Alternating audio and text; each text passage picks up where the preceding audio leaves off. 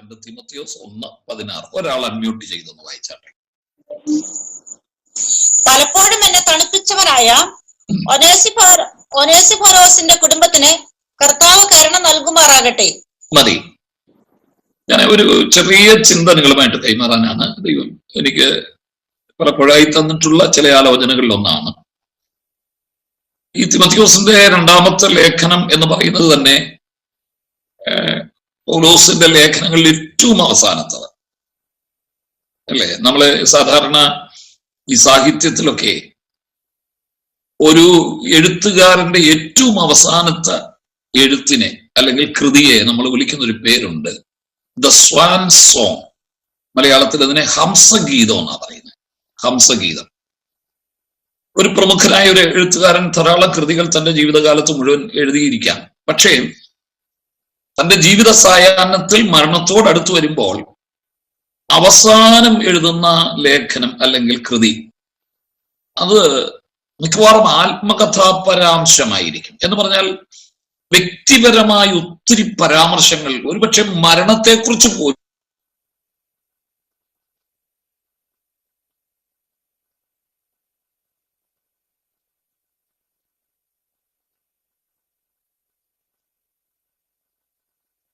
മിന്നലാട്ടങ്ങൾ അതിനകത്ത് നമുക്ക് അവിടെ കാണാൻ കഴിയും. മാത്രമല്ല വ്യക്തിപരമായ ദുഃഖങ്ങളും വേദനകളും ഒരുപക്ഷെ പങ്കിട്ടെന്നും വരാം. പൗലോസിന്റെ ഏറ്റവും അവസാനത്തെ ലേഖനമാണ്. പൗലോസ് ആദ്യം നമുക്കറിയാം കാരാഗ്രഹത്തിലായി. ആ കാരാഗ്രഹത്തിൽ കടന്നുകൊണ്ടാണല്ലോ കാരാഗൃഹ ലേഖനങ്ങൾ അല്ലേ, ഗലാത്യർ, എഫേസ്യർ, കൊലോസ്യർ, ഫിലിപ്പിയർ, ഈ 4 ലേഖനങ്ങൾ കാരാഗ്രഹത്തിൽ കിടന്നെഴുതിയതാണ്. എന്നാൽ ദൈവസഭ പ്രാർത്ഥിച്ചു, പൗലോസ് അവിടെ നിന്ന് വിടുവിക്കപ്പെട്ടു. അവിടുന്ന് വിടുവിക്കപ്പെട്ട് പിന്നെയും കർത്തൃവേലയിൽ താൻ ഇങ്ങനെ ഓടിക്കൊണ്ടിരിക്കുമ്പോഴാണ് രാജ്യദ്രോഹ കുറ്റം ചുമത്തി തന്നെ വീണ്ടും തടവിലിടുന്നത്, പോലീസ് പിടിക്കുന്നു. ഇതൊരു വലിയ വിപ്ലവകരമായ ഒരു കാര്യമായിരുന്നു അന്നത്തെ സഭയെ സംബന്ധിച്ചിടത്തോളം. കാരണം അന്ന് ഭരിക്കുന്ന റോമൻ ഗവൺമെന്റിനെതിരെ പ്രസംഗിക്കുന്നു എന്നുള്ളതാണ് പൗലോസിന് മേൽ ചാർത്തിയ കുറ്റം. രാജ്യദ്രോഹ കുറ്റത്തിന് മരണമാണ് ശിക്ഷയായിട്ട് കൊടുക്കുന്നത്. അങ്ങനെ മരണം വിധിച്ച് എന്ന് പറഞ്ഞാൽ മറ്റൊരു രാജ്യത്തെക്കുറിച്ച് പൗലോസ് പ്രസംഗിക്കുന്നു, മറ്റൊരു രാജാവായ യേശുവിനെ കുറിച്ച് പൗലോസ് പ്രസംഗിക്കുന്നു. ഇത് മാത്രം മതി രാജ്യദ്രോഹ കുറ്റം ആരോപിച്ച് അവരെ പിടിച്ചത്. അങ്ങനെ മരണം കാത്ത് റോമിൽ വലിയ കുറ്റവാളികളെ മാത്രം ഇടുന്ന ഒരു കൽത്തുറുങ്കുണ്ട്. അത് സത്യത്തില് ഒരു ഡഞ്ചൻ എന്നാ പറയുന്നത്. അതിനെ കൽത്തുറുങ്ക്, ജയിൽ എന്നല്ല പറയേണ്ടത്. സത്യത്തില് ഭൂമിക്കടിയിൽ പാറയിൽ വെട്ടിയെടുത്തിരിക്കുന്ന ഭൂമിക്കടിയിലേക്കാണ് പാറയിൽ വെട്ടിയെടുത്തിരിക്കുന്ന ചില മുറികളാണ്. അതിനെ ചരിത്രത്തിൽ മാമാർട്ടിൻ ഗുഹ എന്നാ പറയുന്നത്. മാമാർട്ടിൻ ഗുഹ, അവിടെയാണ് പൗലോസിന് അവസാനമായിട്ട് ഇട്ടതായിട്ട് ചരിത്രം പറയുന്നത്. വേദപുസ്തകത്തിൽ അങ്ങനെ മാമാർട്ടിൻ ഒന്നും എഴുതിയിട്ടില്ല കേട്ടോ. എന്നാൽ റോമിലെ രാജകൊട്ടാരത്തിന്റെ അടുത്തുള്ള മാമാർട്ടിൻ ഗുഹയിലാണ് പൗലോസ് അവസാന സമയം കഴിഞ്ഞതെന്നാണ് ചരിത്രകാരന്മാർ പറയുന്നത്. ആ മാമാർട്ടിൻ ഗുഹ കുപ്രസിദ്ധമാണ്. കാരണം എന്താണെന്ന് ചോദിച്ചാൽ ഒന്നും വെളിച്ചം കിട്ടുകയില്ല. ഭൂമിക്കടിയിലോക്കാണെന്ന് ഞാൻ പറഞ്ഞല്ലോ. വേറെ വാതായനങ്ങളൊന്നുമില്ല. ഈ മുകളിൽ ഒരു ചെറിയ സുഷിരമുണ്ട്. അതിലെ മുകളിലേക്ക് നമുക്ക് നോക്കാം. പുറത്തെ ചില ശബ്ദങ്ങളും വെളിച്ചത്തിന്റെ ഒരു കീറും അതിനകത്തേക്ക് വന്നത് വരെ. ഞാൻ വായിച്ചിട്ടുള്ളത് ഈ മാമാർട്ടിൻ ഗുഹയുടെ കുപ്രസിദ്ധി ഇതൊന്നുമല്ല. ഈ ജയിലർമാർക്ക് കൊണ്ടുകൊടുക്കുന്ന തുച്ഛമായ ഭക്ഷണമുണ്ട്, ഉണങ്ങിയ അപ്പക്കഷ്ണവും വെള്ളവും. അത് മിക്കവാറും ജയിലർമാര് മരണം കാത്തു കിടക്കുന്നവർ അത് കഴിക്കാറില്ല. കാരണം എന്താണെന്ന് വെച്ചാൽ ഏതായാലും ചാകും. ഈ രുചിയില്ലാത്തത്, ഈ കൊള്ളുകയറാത്ത ഭക്ഷണം അത് തിന്നാൻ അവർ കൂട്ടാക്കാതെ അത് ആ മൂലയിൽ എവിടെയെങ്കിലും കൂട്ടിയിടും. അത് നിമിത്തം ഈ മാമാർട്ടിൻ ഗുഹയ്ക്കകത്ത് എലികളുടെ ഒരു വിളയാട്ടം ഉണ്ടായിരുന്നു. ചരിത്രത്തിൽ ഞാൻ വായിച്ചിട്ടുള്ളത് ജീവനോടെ ഈ കിടക്കുന്ന തടവുകാരുടെ കൈകാലുകൾ പോലും കടിച്ചു പറിച്ചു കളഞ്ഞു എലികൾ എന്നാണ് ഞാൻ വായിച്ചിട്ടുള്ളത്. അങ്ങനെ ഒരു ഗുഹയ്ക്കകത്താണ് പൗലോസ് കിടക്കുന്നത്. മരണം കാത്ത് കിടക്കുകയാണ്. മരണം വിധിച്ച് ക്യാപിറ്റൽ പണിഷ്മെന്റ് ആണ്. കാരണം എന്താണെന്നറിയാമോ, റോമിലെ രാജ്യത്തിനെയും രാജാവിനെതിരെയും പ്രസംഗിച്ചു, മറ്റൊരു രാജ്യത്തെക്കുറിച്ചും മറ്റൊരു രാജാവിനെ കുറിച്ചും പ്രസംഗിച്ചു. അതിവിടെ വരുമെന്നും പറഞ്ഞില്ലേ നടക്കുന്നേ. അതുകൊണ്ട് മരണശിക്ഷയാണ് അദ്ദേഹത്തിന് വിധിച്ചിരിക്കുന്നത്. പൗലോസി കിടക്കുന്നതിന്റെ തൊട്ടടുത്തൊരു ബലിക്കല്ല് പോലെ ഈ തടവുകാർക്ക് മരണശിക്ഷ കൊടുക്കുന്ന ഒരു വേദി ഉണ്ടെന്നാണ് ഞാൻ കേട്ടത്. അത് വായിച്ചുള്ള അറിവാണ്. ബലിക്കല്ല് പോലെയാണ്. അന്ന് ഞാൻ പറഞ്ഞല്ലോ, നമ്മുടെ നാട്ടില് ഇപ്പോ മരണശിക്ഷ എന്ന് പറഞ്ഞാൽ തൂക്കിക്കൊലയാണ്, തൂക്കിലിടുകയാണ്. നമ്മൾ അവസാനമായിട്ട് ജയിലിൽ അടച്ചിട്ട് അവസാനം തൂക്കിലിടുക, അതിനെക്കുറിച്ചൊക്കെ നിങ്ങൾ ഒത്തിരി വായിച്ചിട്ടുണ്ടായിരിക്കാം. എന്നാൽ റോമിൽ അക്കാലങ്ങളിൽ ഗളച്ഛേദം ചെയ്യുകയാണ് എന്ന് പറഞ്ഞാൽ വാളുകൊണ്ട് ഒറ്റ വെട്ട കഴുത്ത്. അത് വെട്ടുന്ന എങ്ങനെയാണെന്നറിയാമോ, മേശ പോലെ ഒരു പീഠം പോലെ കല്ലുകൊണ്ട് ഉണ്ടാക്കി വെച്ചിരിക്കുന്ന ഒരു ഉപകരണത്തിന് മുകളിലേക്ക് കമഴ്ത്തിയിടും, തല കമഴ്ന്നു കിടക്കും, എന്നിട്ട് ഒറ്റ വെട്ടാണ് കഴുത്ത്. അങ്ങനെ വെട്ടുന്ന സമയത്ത് നിങ്ങൾക്കറിയാമോ, ഈ തല ഛേദിച്ചു പോയ കബന്ധം മുറിയപ്പെട്ട ഈ കണ്ഠത്തിലൂടെ ആർത്തനാദം മുഴക്കും എന്നാണ് ഞാൻ വായിച്ചിട്ടുള്ളത്. നമ്മൾ ഓർക്കുന്ന സംസാരിക്കാൻ വാദന വേണമെന്ന് വേണ്ട. ഈ പെട്ടെന്ന് കഴുത്ത് വെട്ടിമുറിച്ച് തല അറ്റുപോയ ഈ കബന്ധമുണ്ടല്ലോ, പിടഞ്ഞ് ചിലതൊക്കെ ചാടി എഴുന്നേക്കുമെന്നും ആർത്തനാദം മുഴക്കുമെന്നും രക്തം ചീറ്റിത്തെറിക്കുമെന്നും ഒക്കെ ഞാൻ വായിച്ചത്. ഈ ആർത്തനാദത്തിന്റെ അലകൾ ഈ മാമാറ്റിൻ ഗുഹയ്ക്കകത്ത് നിന്നാൽ കേൾക്കാം. മനസ്സിലായോ? ഇതൊരു പീഡനം കൂടെയാണ് ഈ ജയിൽവാസം. എന്നും പറഞ്ഞാൽ അടുത്തത് ഞാനാ, എന്റെ കഴുത്താണ് അടുത്തത് വെട്ടാൻ പോകുന്നത്. ഇങ്ങനെ ആർത്തനാദം മുഴക്കുന്നത് ഞാനാ. ഇതവൻ മനസ്സിലാക്കുകയും കൂടെ ചെയ്യുക. പൗലോസ് അങ്ങനെ കിടക്കുക. ആ കിടപ്പിൽ താൻ കുറിച്ചു വെച്ചതാണ് വാസ്തവത്തിൽ ഈ ലേഖനം എന്ന് പറയുന്നത്. ഓർത്തു നോക്കിക്കേ, വേദപുസ്തകത്തിലെ ഓരോ ലേഖനങ്ങളും പുസ്തകങ്ങളും സങ്കീർത്തനങ്ങളും നമ്മൾ വേദപുസ്തകമൊക്കെ വായിക്കുന്നതേ എത്ര ലാഘവത്വത്തോടെയാണെന്നറിയാമോ. ഉറക്കമണീറ്റോ ഇരിക്കുന്ന ഇരിപ്പിലോ ഒക്കെ നമ്മൾ ഇരുന്നിങ്ങനെ വായിക്കും. പക്ഷേ ഇത് എഴുതി വെച്ചവർ കടന്നുപോയ പീഠാനുഭവങ്ങളും ഹൃദയനൊമ്പരങ്ങളും നമ്മൾ ഓർത്തിരുന്നെങ്കിൽ വാസ്തവത്തിൽ കുളിച്ച് ശുദ്ധമായി കൂപ്പുകൈകളോടെ വേണം നമ്മൾ ഇതൊക്കെ വായിക്കാൻ. ഞാൻ പലപ്പോഴും ഓർത്തിട്ടുണ്ട്, നമ്മളിങ്ങനെ കസേരയിൽ എന്ന് മേശപ്പുറത്ത് പുസ്തകം വെച്ചിട്ട് വളരെ ലാഘവത്വത്തോടെ വായിച്ചു തള്ളുന്ന ഈ വേദപുസ്തകത്തിന്റെ ഓരോ താളും ഹൃദയരക്തം കൊണ്ടാണ് എഴുത്തുകാരെഴുതി വെച്ചിരിക്കുന്നത്. ഹൃദ്രക്തം, രക്തത്തിൽ ചാലിച്ച് അവരെഴുതി വെച്ചിരിക്കുന്നത്. പൗലോസ് അങ്ങനെ തന്നെയാ. കാരണം മരിച്ചു വീഴുന്ന കബന്ധങ്ങളിൽ നിന്നും ഉയരുന്ന ആർത്തനാദങ്ങൾ കേൾക്കാം ഈ കാരാഗ്രഹത്തിന്റെ ഉള്ളിൽ. അവിടെ കിടന്നുകൊണ്ട് അവസാനം തീമോത്തയോസിന് ഒരു ലേഖനം എഴുതുക. തന്റെ നിജപുത്രനാണല്ലോ തീമോത്തയോസ്. താൻ അനുഭവിക്കുന്ന ചില വ്യക്തിപരമായ വിഷയങ്ങൾ ഇവിടെ പറഞ്ഞിട്ടുണ്ട്. അതിലുപരി തന്റെ മരണത്തെക്കുറിച്ചും പറയുന്നുണ്ട്. ഇപ്പോൾ തന്നെ പാനീയയാഗമായി ഞാൻ ഒഴിക്കപ്പെടും. പാനീയയാഗം എന്ന് പറഞ്ഞാല് പഴയ കാലഘട്ടങ്ങളിൽ വേദപുസ്തകത്തിൽ നിങ്ങൾ വായിച്ചാൽ അറിയാം, യഹൂദന് ദൈവം കൊടുത്തിരിക്കുന്ന പ്രമാണത്തിൽ ഒന്നാണ് ഈ പാനീയയാഗം. അത് ഒരുപക്ഷെ വീഞ്ഞാകാം, എണ്ണയാകാം. അപ്പൊ യാഗപീഠത്തിന്റെ മുകളിലേക്ക് ഈ വീഞ്ഞും എണ്ണയും ഒഴിച്ച് അർപ്പിക്കുന്നതിനെയാണ് ഈ പാനീയയാഗം എന്ന് പറയുന്നത്. അതിനൊരു പ്രത്യേകതയുണ്ട്. എന്താണെന്നറിയാമോ? നിങ്ങൾക്കറിയാം, പഴയ കാലഘട്ടങ്ങളിൽ ഈ എണ്ണയും വീഞ്ഞും ഒക്കെ സൂക്ഷിക്കുന്നത് തുരുത്തികളില്ല. തോൽ കൊണ്ടുണ്ടാക്കിയ കുടങ്ങളാണ്, ഈ തോൽക്കുടങ്ങളാണ് തുരുത്തി എന്ന് പറയുന്നത്. ഈ തോൽക്കുടങ്ങൾക്കകത്ത് വീഞ്ഞോ എണ്ണയോ പകർന്നിട്ട് നല്ല മുറുക്കമായിട്ട് ഒരു അടപ്പ്, ഇന്ന് നമ്മൾ ഈ കോർക്കെന്നൊക്കെ പറയലേ, കോർക്കടപ്പെന്നൊക്കെ പറയലേ, അതുപോലെ ഒരു വലിയ ഒരടപ്പ് ചെത്തി മിനുക്കി ഇതിന്റെ മുകളിൽ ഇതിന്റെ വാവട്ടം അടച്ച് ഫിറ്റാക്കി വെച്ചിരിക്കും. ഇല്ലെങ്കിൽ ഇത് സ്പില്ലായി പോകും, ചിന്നിപ്പോകും. അകത്തിരിക്കുന്ന വീഞ്ഞോ, 'എണ്ണയോ' ചിതറിപ്പോകും, തൂകിപ്പോകും. അത് വരാതിരിക്കാൻ ഈ കോർക്ക് അടിച്ച് ഉറപ്പിച്ച് മുറുക്കി വെച്ചിരിക്കുക. ഈ പാനീയയാഗത്തിനായിട്ട് ഈ തുരുത്തികൾ കൊണ്ടുവരുമ്പോൾ, അതും ഞാൻ വായിച്ചുള്ള അറിവാണേ, ഈ തുരുത്തി കൊണ്ടുവന്നു കഴിഞ്ഞാലുണ്ടല്ലോ ഈ കോർക്ക് വലിച്ചൂരി ഈ വീഞ്ഞോ എണ്ണയോ യാഗപീഠത്തിലേക്ക് ഒഴിക്കുക. പൗലോസിന്റെ മനസ്സിൽ ഇതാ, വീഞ്ഞ് വലിച്ചൂരി എന്ന് പറഞ്ഞ് എന്റെ തല വെട്ടി മാറ്റും. ആ കോർക്ക് ഊരിയെടുക്കുന്നത് പോലെ എന്റെ തല എന്റെ ശരീരത്തിൽ നിന്നും വലിച്ചൂരിയെടുക്കും, വെട്ടിമാറ്റിയെടുക്കും. എന്നിട്ട് ഈ യാഗപീഠത്തിലേക്ക് എന്നെ സമർപ്പിക്കും. അതാണ് പാനീയയാഗമായിട്ട് ഞാൻ അർപ്പിക്കപ്പെടുന്നു എന്നൊക്കെ പറഞ്ഞതിന്റെ അർത്ഥം.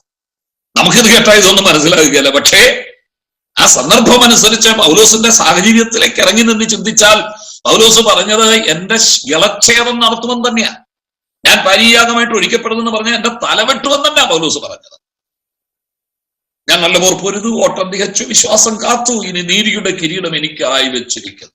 മരണത്തെക്കുറിച്ച് വളരെ വ്യക്തമായി ഒരു സൂചനയും കൂടെ കൊടുത്താണ് വാസ്തവത്തിൽ പൗലോസ് ഈ ലേഖനം എഴുതുന്നത്.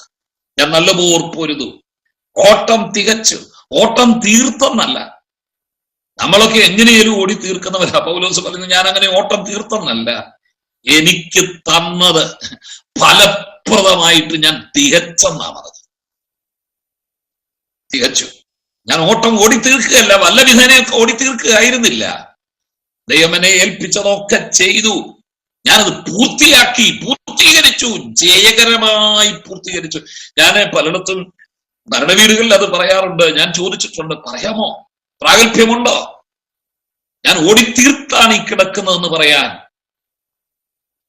മരിച്ചു വീഴുന്ന സമയത്ത് നമുക്കത് പറയാൻ കഴിയുമോ? ദേവദാസന്മാരൊക്കെ വരുമല്ലോ, മൊബൈൽ മോർച്ചറിക്കകത്തോ ചൗകോടി ഉടിപ്പിച്ച് പുതപ്പിച്ച് നമ്മളെ കിടത്തുമ്പോൾ നമുക്ക് ലോകത്തോട് വിളിച്ചു പറയാൻ പറ്റുമോ? ഞാൻ നല്ല പോർപ്പൊരുതു, ഓട്ടം ഞാൻ തികച്ചാണ് കിടക്കുന്നത്, ഇനി എനിക്ക് നീതിയുടെ കിരീടം വെച്ചിരിക്കുക എന്ന് പറയാൻ ധൈര്യമുള്ളവരുണ്ടോ? എന്നെ ഏൽപ്പിച്ചത് ഞാൻ ചെയ്തു തീർത്തിട്ടുണ്ട് എന്നാ പൗലോസ് പറഞ്ഞത്. സാധാരണഗതിയിൽ അങ്ങനെ ജയിലിനകത്ത് മരണം കാത്തു കിടക്കുന്ന ഒരു കുറ്റവാളി ഒരു ലേഖനമോ കത്തോ എഴുതിയാൽ അതിനകത്ത് ശാപവാക്കുകളും പരാതികളും പിറുപിറുപ്പുകളും നിറഞ്ഞു കാണും. ശരിയല്ലേ? തന്നെ പിടിച്ച് ഈ ജയിലിനകത്ത് ഇട്ടിരിക്കുന്ന, അതും ന്യായമല്ലാതെ, ഒരിക്കലും തനിക്കെതിരെ ആരോപിച്ച കുറ്റങ്ങൾ സത്യമല്ല, അവർക്ക് മനസ്സിലായില്ലെന്നേ ഉള്ളൂ. പൗലോസ് പ്രസംഗിച്ചത് ഐഹിക ലോകത്തെക്കുറിച്ചോ ഐഹിക രാജാവിനെ കുറിച്ചിട്ടോ അല്ല, അത് അവർക്ക് മനസ്സിലായില്ലെന്നല്ലേ ഉള്ളൂ. അപ്പൊ ന്യായമല്ലാതെ എന്നെ കൊല്ലാൻ പിടിച്ചിട്ടിരിക്കുന്ന ഈ ഗവൺമെന്റും ഈ സർക്കാരും നശിച്ചു പോകട്ടെ, മുടിഞ്ഞു പോകട്ടെ എന്നല്ലേ അതിനകത്ത് കിടന്ന് പറയേണ്ടത്. സത്യത്തിൽ ഒരൊറ്റ പരാതി, നിങ്ങൾ ഈ രണ്ട് തീമോഥെയോസിന്റെ ലേഖനം ഒന്ന് എഴുതി നോക്കിക്കേ, നോ കംപ്ലൈൻസ്, നോ murmurings. എനിക്ക് ഏറ്റവും ഇഷ്ടപ്പെട്ട ഒരു കാര്യം എന്തെന്നറിയാമോ? തീമോഥെയോസിന്റെ 2-ാമത്തെ ലേഖനം അവസാനത്തെ, ഞാൻ മുമ്പേ പറഞ്ഞ പോലെ ഈ സ്വാൻ സോങ്, ഈ ഹംസഗീതം നിങ്ങൾ വായിച്ചാൽ ഇതിനകത്ത് പരാതിയുടെ ഒരു ലാഞ്ചന പോലുമില്ല, പിറുപിറുപ്പിന്റെ ഒരു സ്വരം പോലും കേൾക്കാനില്ല. എന്നാലും മരണം കാത്തു കിടക്കുന്ന പൗലോസ് ചില വേദനകൾ തീമോഥെയോസിനോട് പങ്കുവയ്ക്കുന്നുണ്ട്.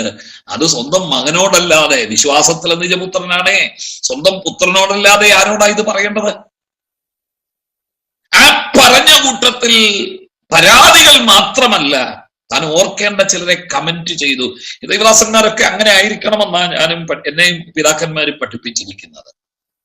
നോട്ട് ചെയ്യേണ്ടത് നോട്ട് ചെയ്യണം, കമന്റ് ചെയ്യേണ്ടത് കമന്റ് ചെയ്യണം, പറയേണ്ടവരെ പറയണം, പുകഴ്ത്തേണ്ടവരെ പുകഴ്ത്തണം. അല്ലാതെ താൻ മാത്രമാണ് വലിയവൻ എന്നുള്ളൊരു ചിന്തയിൽ ശുശ്രൂഷിക്കരുത്. നമ്മുടെ പലരും അങ്ങനെയാ, വന്നുകൂടുന്ന ജനത്തെ മൈൻഡ് പോലും ചെയ്യാതെ എന്തൊക്കെയോ പറഞ്ഞു പിടിപ്പിക്കുന്നവരുണ്ട്. ഞങ്ങളെയൊക്കെ പിതാക്കന്മാർ പഠിപ്പിച്ചത് എങ്ങനെയാണെന്നറിയാമോ? ഒരു ചെറിയ കുഞ്ഞാണ് അകത്ത് വരുന്നെങ്കിൽ പോലും പറയേണ്ടതാണെങ്കിൽ ഒന്ന് നോട്ട് ചെയ്യണം. ഒരു അതിഥി വന്നിട്ടുണ്ടെങ്കിൽ നോട്ട് ചെയ്യേണ്ടതാണെങ്കിൽ അത് നോട്ട് ചെയ്യണം, പറയേണ്ടതാണെങ്കിൽ അത് പറഞ്ഞിരിക്കണം. പുകഴ്ത്തേണ്ടതാണെങ്കിൽ ഒന്ന് പുകഴ്ത്തി പറഞ്ഞേക്കണം. ആ സദസ്സിൽ നമ്മൾ ഒരൊറ്റ വാക്ക് ആ വ്യക്തിയെ കുറിച്ച് ഒരു നല്ല കാര്യം പറഞ്ഞാൽ അത് അവനിൽ ഉണ്ടാക്കുന്ന മാറ്റം വളരെയാണ്. പൗലോസ് അങ്ങനെ പറയുകയാണ്. പൗലോസ് അങ്ങനെ പറഞ്ഞപ്പോ ഒരു കാര്യം ഓർത്താണേ, താൻ വേദനയോടെ തീമോഥെയോസുമായിട്ട് പങ്കുവെക്കുന്ന ഒരു കാര്യമുണ്ട്. തന്റെ ശുശ്രൂഷയുടെ കഠിനമായ കാലങ്ങളിൽ, ഞാൻ പലപ്പോഴും പറയാറുണ്ട്, സത്യത്തിൽ പൗലോസൊക്കെ ശുശ്രൂഷിച്ചത് തീയുടെ നടുക്കായിരുന്നു. തീയായിരുന്നു ശുശ്രൂഷ. ഞാൻ പലരോടും പറഞ്ഞിട്ടുണ്ട്, എന്റെ ശുശ്രൂഷാകാലം എന്ന് പറഞ്ഞാൽ തീയായിരുന്നു. ഒത്തിരി പ്രതിസന്ധികളുടെ നടുവിലാണ്. ഒരിക്കലും സുഗമമായ ഒരു യാത്രയായിരുന്നില്ല എന്റെ ശുശ്രൂഷാകാലം എന്ന് പറഞ്ഞത്. ആ കാലത്ത് തന്റെ പ്രതിസന്ധികളുടെ നടുവിൽ തന്നെ സ്നേഹിക്കുകയും പരിചരിക്കുകയും ചെയ്തവരെക്കാൾ കൂടുതൽ വിട്ടുപോയവരായിരുന്നു കൂടുതൽ. പൗലോസിനെ ഉപേക്ഷിച്ച് പോയവർ. ആ 15-ാമത്തെ വാക്യം അത് പറഞ്ഞാ തുടങ്ങുന്നത്. 15-1 വായിച്ചേ. 15-1 1-15. ആസ്യക്കാർ എല്ലാവരും എന്നെ വിട്ടുപോയി കളഞ്ഞു എന്ന് നീ അറിയുന്നുവല്ലോ. മതി. ആസ്യക്കാർ, ആസ്യ എന്ന് പറഞ്ഞ ഏഷ്യയാണ്. ഏഷ്യക്കാരെല്ലാം എന്നെ വിട്ടുപോയി. They deserted me. ഇംഗ്ലീഷിൽ അങ്ങനെ കിടക്കുന്നത് they deserted me, വിട്ടുപോയി. അപ്പോസ്ട്രഫോ എന്ന് പറഞ്ഞൊരു പദമാണ്. അതിന്റെ അർത്ഥമുണ്ടല്ലോ, ഓടിപ്പോയി. to defeat, തോൽക്കാൻ എന്നെ പ്രേരിപ്പിച്ചെന്നുണ്ട്. അപ്പോസ്ട്രഫോ എന്ന് പറഞ്ഞാൽ അതാ, വിട്ടുപോയി എന്ന് പറഞ്ഞ എന്നെ തോൽവിയിലേക്ക് തള്ളിയിട്ട് കളഞ്ഞു, പ്രേരിപ്പിച്ചു കളഞ്ഞു. അല്ലാതെ മാറിപ്പോയവരെല്ലാം അവരങ്ങ് മാറിപ്പോയി എന്നുള്ളതല്ല. വാസ്തവത്തിൽ അവരെ ഈ മാറിപ്പോയത് കൊണ്ട് സംഭവിച്ചത് എന്താണെന്നറിയാമോ? വാസ്തവത്തിൽ പൗലോസിനെ തോൽപ്പിക്കാൻ ശ്രമിക്കുകയായിരുന്നു. ഈ ഡെസർട്ട് എന്ന് പറഞ്ഞ ഇംഗ്ലീഷ് പദം നിങ്ങളൊന്ന് ശ്രദ്ധിക്കുന്നതാണേ. ഡെസർട്ട് എന്ന നാമപദത്തിന് ഉപയോഗിച്ചു കഴിഞ്ഞാൽ മരുഭൂമി എന്നാ പദത്തിന്റെ അർത്ഥം. നാമപദം മരുഭൂമി. ആ പദം ക്രിയയായിട്ട് ഉപയോഗിച്ചാൽ എന്ത് ചെയ്തു? ഡെസർട്ട് മീ, എന്നെ മരുഭൂമിയിൽ എന്നതുപോലെ എറിഞ്ഞു കളഞ്ഞെന്നാ പറയുന്നത്. മരുഭൂമി വെള്ളമില്ലാത്ത സ്ഥലമാണ്, വിജനമാണ്, ഭക്ഷണമില്ലാത്ത സ്ഥലമാണ്, തണലില്ലാത്ത സ്ഥലമാണ്, വഴിയേതെന്നറിയാൻ പറ്റാത്ത സ്ഥലമാണ്. മണലിനകത്ത് എവിടെയാ വഴി? എങ്ങോട്ട് പോകണം, എങ്ങോട്ട് തിരിയണം?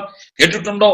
വഴിയറിയാതെ മരുഭൂമിയിൽ പെട്ടുപോയൊരു വ്യക്തി അവസാനം ആ മരുഭൂമി വട്ടം തിരിഞ്ഞ് കിഴക്കോ പടിഞ്ഞാറോ ദിശയറിയാതെ അവിടെ തന്നെ വെള്ളം കിട്ടാതെ മരിച്ചു പോവുകയാ പതിവ്. അപ്പൊ ഒരാളെ മരുഭൂമിയിൽ കൊണ്ടുവന്നിട്ട് ഇട്ടേച്ചു പോയാൽ സംഭവിക്കുന്നത് എന്താണെന്നറിയാമോ? ഇത് തന്നെയാണ് പൗലോസിന്റെ ജീവിതത്തിൽ വന്നത്. ശുശ്രൂഷിക്കുന്ന ദൈവദാസന്മാർക്കൊക്കെ അറിയാം. എത്രയോ വട്ടം ഇതുപോലെ പലരും ഇട്ടുമാറിയ, നമ്മുടെ കൂടെ കാണുമെന്ന് വിചാരിച്ച് നാം വളരെ സ്നേഹിച്ച പലരും വിട്ടുപോയ എത്രയോ സന്ദർഭങ്ങൾ ജീവിതത്തിലുണ്ട്. എന്റെ ശുശ്രൂഷയ്ക്ക് ഒരു കൈത്താങ്ങാകുമെന്നും എന്നെ സ്നേഹിക്കുമെന്നും എന്നെ കരുതുമെന്നും എന്നെ ഓർക്കുമെന്നും ഒക്കെ വിചാരിച്ച പലരും വിട്ടുപോയി. ആസ്യക്കാരെ പലരും വിട്ടുപോയി എന്ന് നീ അറിയുന്നുവല്ലോ. അതിന്റെ ഒരു ലിസ്റ്റും അവിടെ കിടപ്പുണ്ട്. പൗലോസിന്റെ ശുശ്രൂഷാകാലത്ത് അത്യാവശ്യം വിട്ടുപോയവരുടെ പേരവിടെ കിടപ്പുണ്ട്. അതിന്റെ 15-ാം വാക്യത്തിൽ തന്നെയുണ്ട്. ഫുഗലോസും ഹർമഗനോസും ചിലരുടെ പേരവിടെ പറഞ്ഞിട്ടുണ്ട്. 2-ാം അധ്യായത്തിലെ അതിന്റെ 18-ാമത്തെ വാക്യത്തില് രണ്ടുപേരുടെ പേര് എഴുതിയിട്ടുണ്ട്. ഹുമനിയോസും വിലത്തോസും. അതിന്റെ 4-ാം അധ്യായം 10-ാമത്തെ വാക്യത്തിൽ ഒരു പേര് കിടപ്പുണ്ട്. ദേമാസ് ഈ ലോകത്തെ സ്നേഹിച്ചിട്ട് എന്നെ വിട്ട് തെസ്സലോനിക്കയിലേക്ക് പോയി. ദേമാസ് പൗലോസിനെ വളരെ സ്നേഹിച്ച, പൗലോസിന്റെ ആദ്യകാല ശുശ്രൂഷയിൽ വളരെ പ്രയോജനപ്പെട്ട ഒരു വ്യക്തിയാണ്. കൊലോസ് ലേഖനത്തിലും അദ്ദേഹത്തെ കുറിച്ച് പറഞ്ഞിട്ടുണ്ട്. ദേമാസ് എനിക്ക് പ്രയോജനമുള്ളവനാണെന്നാ പറഞ്ഞത്. പക്ഷേ ആ ദേമാസ് എന്ത് ചെയ്യുന്നറിയാമോ? എന്നെ വിട്ടുപോയി. പൗലോസിനെ വേദനിപ്പിച്ചത് വിട്ടുപോയി എന്നുള്ളത് മാത്രമല്ല, തന്നെ വിട്ടുപോയി എന്നുള്ളതല്ല, ഈ ലോകത്തെ സ്നേഹിച്ചിട്ട് എന്നെ വിട്ടുപോയി എന്നുള്ളതാണ്. ഇവിടെ പലരും തെറ്റിദ്ധരിപ്പിക്കുന്ന ഒരു വാക്യമാണ് കേട്ടോ. ഈ ലോകത്തെ എന്ന് പറഞ്ഞാൽ ഈ ലോക സ്നേഹമല്ല. നമ്മൾ അങ്ങനെയാണല്ലോ ഈ ലോകം എന്ന് പറയുമ്പോഴത്തേക്ക് സാധാരണ നമ്മൾ ഉപയോഗിക്കുന്ന ഈ ലോകത്തിലുള്ള വസ്തുവകളൊക്കെ കണ്ടിട്ട് എന്നെ വിട്ടുപോയി എന്നാണ് നമ്മൾ വ്യാഖ്യാനിക്കാൻ സാധ്യതയുള്ളത്. ലോകസ്നേഹം അല്ലെ, ദൈവത്തോട് ശത്രുത്വമാണ്. അതുകൊണ്ട് ഈ ലോകത്തിന്റെ മോഹങ്ങൾ കണ്ടിട്ട് ദേമാസ് എന്നെ വിട്ടുപോയി എന്ന് അതിനെ വ്യാഖ്യാനിക്കാൻ സാധ്യതയുണ്ട്. പക്ഷേ അവിടെ ലോഹം എന്ന് എഴുതിയിരിക്കുന്ന പദം കോസ്മോസ് അല്ല. നാം ഈ പറയുന്ന ലോകം എന്നുള്ള അർത്ഥത്തിൽ കോസ്മോസ് എന്ന ഗ്രീക്ക് പദമാണ് വരേണ്ടത്. ഇവിടെ കോസ്മോസ് അല്ല വരുന്നത്. ഇതാ മലയാളത്തിൽ ഒരു വലിയ വഞ്ചനയാണ് നമ്മളോട് ഈ കാണിക്കുന്നത്. അവിടെ എഴുതിയിരിക്കുന്ന പദം അയോൺ എന്നൊരു പദമാണ്. അയോൺ അയോൺ എന്ന പദത്തിന്റെ അർത്ഥം ഗ്രീക്ക് ഭാഷയിൽ അയോൺ എന്ന് പറഞ്ഞാൽ അതിന്റെ അർത്ഥം ലോകമല്ല. സത്യത്തിൽ അവിടെ എഴുതേണ്ടത് ഈ കാലഘട്ടം, ഈ യുഗം എന്നൊക്കെ അർത്ഥം വരുന്ന ഒരു പദമാണ്. ഈ യുഗത്തെ സ്നേഹിച്ചിട്ട് എന്നെ വിട്ടുപോയി എന്ന് പറഞ്ഞാൽ കാലഘട്ടത്തിന്റെ മാറ്റം കണ്ടിട്ട്, കാലഘട്ടങ്ങളുടെ പുതിയ പുതിയ ഉൽപ്പന്നങ്ങൾ കണ്ടിട്ട്, പുതിയ പുതിയ ഇറക്കുമതികൾ കണ്ടിട്ട് എന്നെ വിട്ടു കടന്നത് എന്ന് പറഞ്ഞാൽ അതിന്റെ അർത്ഥം എന്താണെന്നറിയാമോ? ഇപ്പൊ ഇവരുടെയൊക്കെ മുമ്പിൽ പൗലോസ് പഴഞ്ചനായി പോയി. എന്താ പൗലോസിനെ എന്താ അറിയാം? പ്രസംഗിക്കാനും അറിയാം, കുറെ നേരം ഇരുന്ന് പ്രാർത്ഥിക്കാനും അറിയാം, ലേഖനം എഴുതാനും അറിയാം, കുറെ എഴുത്തും എഴുതും, പ്രാർത്ഥിക്കും, പ്രസംഗിക്കും. അല്ലാതെ എന്നതാ ഉള്ളത്? ഇതാണോ ശരിയായ ആത്മീയ ജീവിതം? ഇതാണോ ആരാധന? ഇന്നത്തെ ആരാധനകളൊക്കെ എന്റർടൈൻമെന്റുകളായി പോയില്ലേ? ദൈവത്തിന് സ്തോത്രമർപ്പിക്കുക, ദൈവത്തിന് മഹത്വം കരേറ്റുന്നതിനേക്കാൾ കൂടുതൽ നമുക്ക് ആസ്വദിക്കാനും തലയാട്ടാനും താളം പിടിക്കാനും ഒക്കെ ഉള്ളത് മാത്രമായി പോയില്ലേ ഇന്നത്തെ ആരാധനകൾ എന്ന് പറയുന്നത്? അല്ലാത്ത പാട്ടുകളൊക്കെ നമ്മൾ സ്വീകരിക്കുമോ? നമുക്ക് തലയാട്ടണം, നമുക്ക് താളം പിടിക്കണം, നമുക്ക് നൃത്തം ചെയ്യാൻ തോന്നണം. ഇതൊക്കെയാണ് ഇന്നത്തെ കാലഘട്ടത്തിന്റെ പ്രത്യേകത. കാലഘട്ടാനുസൃതമായി ശുശ്രൂഷകളെ മാറ്റിമറിക്കുന്ന ആളുകളുണ്ട്. എന്താ പുതിയ പുതിയ സംവിധാനം അനുസരിച്ച് ഇങ്ങനെയൊന്നും പോരാ, ഇങ്ങനെയൊന്നും പറഞ്ഞ ആളുകൾക്ക് മനസ്സിലാകുകയില്ല. അടുത്തിരിക്കുന്നവർക്ക് കൈ കൊടുക്കണം, അവരോട് പിന്നെ പറയണം. ഇതൊക്കെ എവിടെ നിന്നിറങ്ങി? ഇതൊക്കെ കാലഘട്ടത്തിനനുസരിച്ച് പുതിയ പുതിയ രീതികൾ വന്നപ്പോ അതിന്റെ പുറകെ പോയെന്ന് ദേമാസ് എന്ന് പറഞ്ഞ ശുശ്രൂഷയിൽ പോലും ആത്മീയ ജീവിതത്തിലും പുത്തൻ പ്രവണതകൾക്ക് പുറകെ പോയെന്നാ ദേമാസ്. അല്ലാതെ വസ്തുവക കണ്ടോ, കാറ് കണ്ടോ, വീട് കണ്ടോ പോയെന്നല്ല പറഞ്ഞത്. ഇതിന്റെയൊക്കെ പുറകെ പുതിയ പുതിയ ശുശ്രൂഷകളുടെ രീതികൾ, പുതിയ പുതിയ ശുശ്രൂഷകളുടെ ടെക്നിക്കുകൾ, അല്ലെ? കാഹളം ഊതുക, പാമ്പിനെ കയ്യിലെടുത്ത് പിടിക്കുക, കസേരയിൽ ഇരുത്തി തെറിപ്പിച്ച് തള്ളിവിടുക, പുതിയ പുതിയ സംവിധാനങ്ങൾ വന്നുകൊണ്ടിരിക്കുകയല്ലേ. അപ്പൊ ഇതിനെയൊക്കെ സ്നേഹിച്ചിട്ട് ഇതാണ് കുറെ കൂടെ മെച്ചം, ഇതിലാണ് ആള് കൂടുന്നത്, ഇതിനാണ് ആരവമുള്ളത്, ഇതിനാണ് പണം കൂടുതൽ കിട്ടുന്നത്, ഇതൊക്കെ പറഞ്ഞ് ദേമാസ് പോയി. പൗലോസ് പറയുക, എല്ലാരും ഒറ്റപ്പെടുത്തിയാലും എനിക്ക് വിഷയമില്ല, ഞാൻ സ്നേഹിക്കുന്ന ഒരു കർത്താവ് എന്റെ കൂട്ടത്തിലുണ്ട്. എനിക്ക് ഈ ദർശനം തന്നവൻ, ദമസ്കോസിന്റെ പടിവാതിക്കൽ വെച്ച് എന്റെ കണ്ണിന് മുൻപിൽ വെളിപ്പെട്ട ഒരുത്തനുണ്ടല്ലോ, അവൻ തന്ന ദർശനത്തിൽ നിൽക്കുവാൻ അവസാനം വരെ ദൈവം എന്നെ സഹായിക്കും.